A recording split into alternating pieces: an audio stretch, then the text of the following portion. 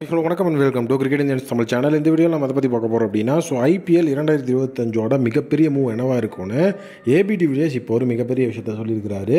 Recent டைமாகவே வந்து பார்த்தீங்கன்னா ரோஹித் சர்மா ஆர்சிபிக்கு போவார் அப்படிங்கிற ஒரு விஷயம் ரொம்பவே வைரலாக போயிட்டு இருந்தது.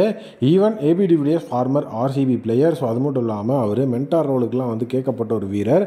அவர் அஃபிஷியலாக அவரோட யூடியூப் சேனலில் நிறைய விஷயங்களை ஷேர் பண்ணிகிட்டு இருப்பார். அதில் இன்றைக்கி 2 விஷயத்தை ஷேர் பண்ணியிருக்கிறாரு. ஒன்று பார்த்தீங்க அப்படின்னா, நம்மளோட மும்பை இந்தியன்ஸில் இருந்து ரோஹித் சர்மா ஆர்சிபிக்கு போனால் அது ஒரு மிகப்பெரிய மூவ் இன் ஐபிஎல் ஹிஸ்ட்ரி அப்படிங்கிறது இருக்கும். அது மட்டும் இல்லாமல் குஜராத் டைட்டன்ஸ்லேருந்து ஹர்திக் பாண்டியா வெளியே போகும்போது எந்த அளவுக்கு அது ஒரு அதிர்வலைகளை ஏற்படுத்துச்சோ அதை விட இந்த ஒரு மூவ் பயங்கரமாக இருக்கும்.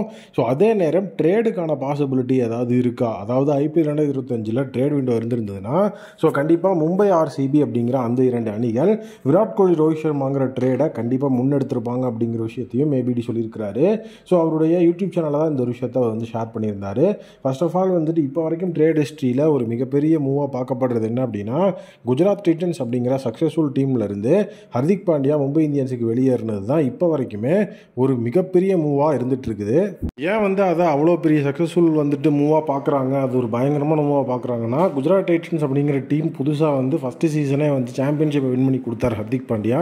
2வது சீசனும் 2 தடவை அவர் குஜராத் டைட்டன்ஸை ஃபைனல் கொண்டு போய் ஒரு தடவை சாம்பியனாக வின் பண்ணியிருக்காரு, இன்னொரு தடவை ரன்னரப் ஆக்கியிருக்கிறாரு. அதனாலேயே அவர் அந்த டீம்லேருந்து வெளியே போகும்போது ஒரு மிகப்பெரிய லெவலில் எல்லாருமே ஷாக் ஆனாங்க. அதே நேரம் இது ஐபிஎல் மெகா ஆக்ஷன்.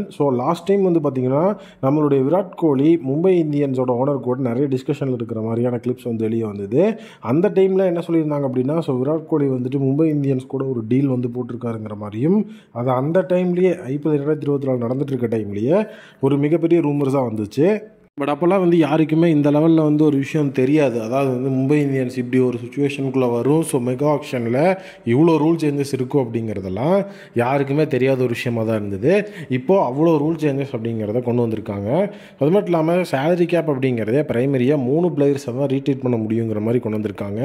அப்படி 5 பிளேயர் நீங்கள் ரீட்டைன் பண்ணுறீங்கன்னா உங்களுக்கு சேலரி அப்படிங்கிறது பார்த்தீங்கன்னா எல்லாருக்கும் கொடுத்து ஆக்ஷனில் நீங்கள் இருக்கும்போது உங்களுடைய பர்ஸ் அப்படிங்கிறது 50% அப்படிங்கிறது கூட இருக்காது அப்படிங்கிறது தான் இந்த இடத்துல இருக்குது.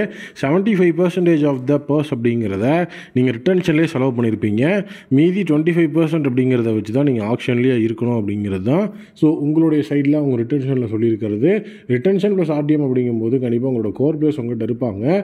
கோர் பிளேயர்ஸ் மட்டுமே போதுமா அப்படின்னா கண்டிப்பாக கிடையாது. அதையும் ஒரு டாக்கிங் பாயிண்ட்டாக அந்த இடத்துல எடுத்து வச்சு பேசணும். அதனால தான் இப்போ ஏபி டிவிலியர்ஸ் என்ன சொல்லியிருக்காருன்னா, ரொம்ப க்ளோஸ்லி மானிட்டர் பண்ணிட்டு இந்த ஒரு விஷயம் இப்போ ரொம்ப பெருசாக பேசப்பட்டு வருது. அப்படி ஆர்சிபி ரோஹித் சர்மா போனார் அப்படின்னா, இல்லை வந்தார் அப்படின்னாலோ அது ஒரு மிகப்பெரிய அதிர்வலைகளை ஏற்படுத்தி biggest move in IPL history அப்படிங்கிறத கொண்டு வரும். பட் டெக்னிக்கல் ஆஸ்பெக்டில் பார்க்கும்போது மும்பை இந்தியன்ஸ் ரோஹித் சர்மா விட மாட்டாங்க. ரோஹித் சர்மாவை மும்பை இந்தியன்ஸ் ரிலீஸ் பண்ணுறதுக்கு 0.01% தான் சான்ஸ் இருக்குது அப்படிங்கிற மாதிரியும், அந்த இடத்துல அந்த விஷயம் நடக்கிறதுக்கான சான்ஸ் ரொம்ப கம்மிங்கிறதையும் ஏபி டிவிலியர்ஸ் சொல்லியிருக்கிறாரு. அது மட்டும் இல்லாமல் இந்த ஒரு ஆக்ஷனில் ட்ரேட் விண்டோ ஓப்பன் பண்ணலாம் அப்படிங்கிற மாதிரியான ஒரு விஷயம் ஆல்ரெடி இருந்திருக்கு. பட் அதுக்கப்புறம் ரூல்ஸ் எல்லாம் சேஞ்ச் ஆகும்போது மெகா ஆக்ஷனில் ட்ரேட் விண்டோ வேண்டான்னு சொல்லிட்டு இப்போ ஆர்டிஎம் கடை உள்ளே கொண்டு வந்துட்டாங்க.